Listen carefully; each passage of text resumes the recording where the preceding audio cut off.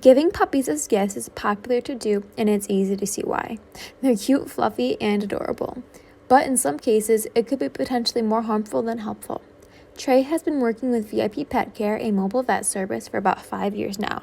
Trey is currently supervising and oversees the main flow of dogs per clinic. Generally speaking, do you see more puppies and other sorts of animals during Christmas and other holiday seasons than you do any other time of the year?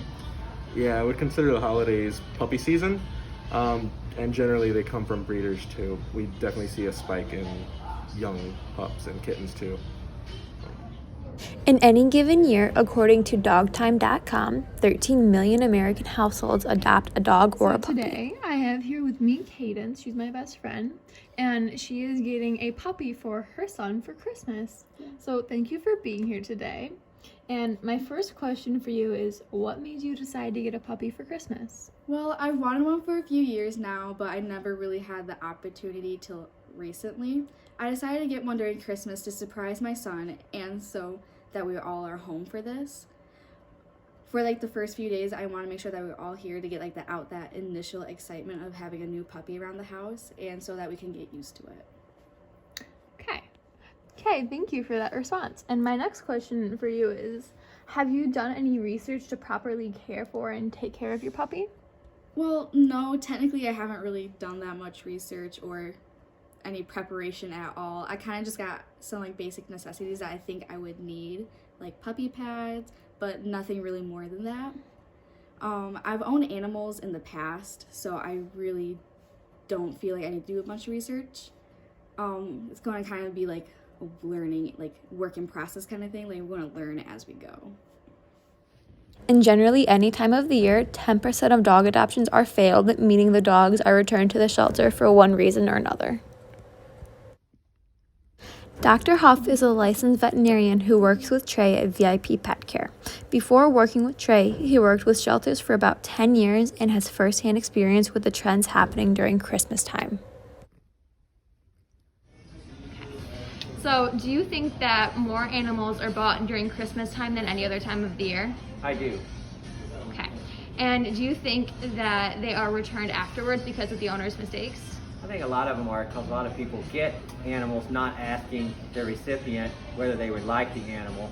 I think they get a lot of animals not thinking about what is the best animal for the recipient, and then the recipient says, I can't handle this. This dog's too big. This dog barks too much. This breed's not for me. Too much. There's a lot of factors there that people need to really investigate before they go jumping to getting an animal of any type for a holiday of any sort. But yes, a lot of animals come back to the shelter shortly after, within a couple months in my experience.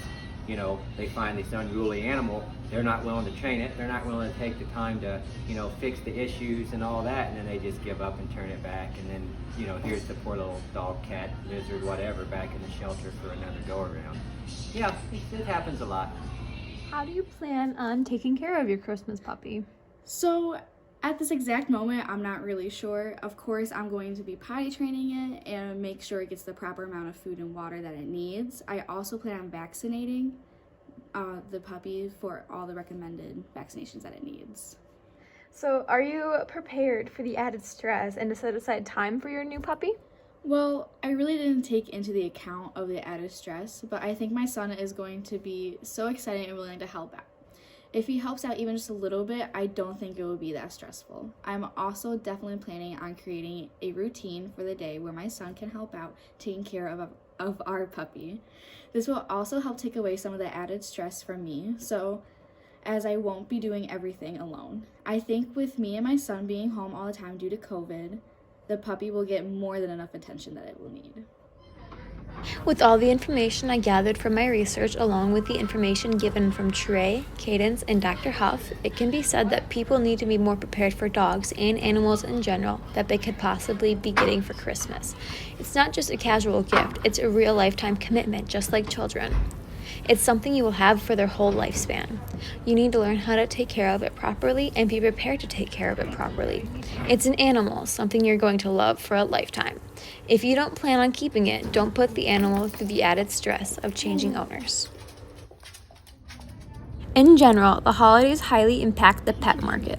This can be strongly connected to the craft culture due to the work gone into breeding dogs, along with dog-related industries such as the toy industry and food industry.